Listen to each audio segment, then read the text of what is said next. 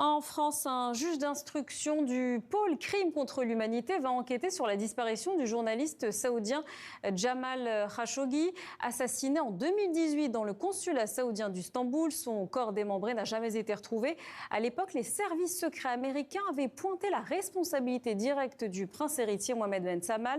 Bonsoir Lola Colomba. Bonsoir. Pourquoi cette enquête est-elle menée en France ? Eh bien tout simplement parce que les plaintes, elles ont été déposées à Paris auprès du parquet national antiterroriste.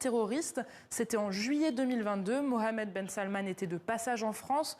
Le prince héritier d'Arabie Saoudite est reçu à l'Élysée par Emmanuel Macron.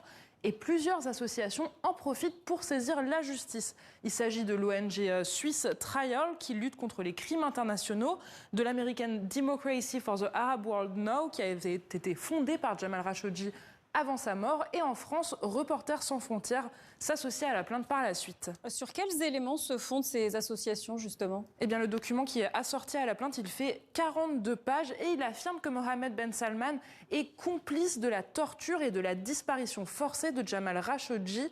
À ce titre, les ONG considèrent que la justice française peut juger le prince héritier en raison du principe de la compétence universelle. Dans un premier temps, le parquet national antiterroriste s'oppose à la requête, mais dans sa décision rendue lundi dernier, la Cour d'appel de Paris estime la possibilité que ces agissements puissent être qualifiés de crimes contre l'humanité ne peut pas être exclue. Le juge va désormais devoir examiner si cet assassinat a été commis dans le cadre d'un plan concerté du pouvoir saoudien contre ses opposants, ce qui pourrait constituer une attaque généralisée ou systématique contre des civils.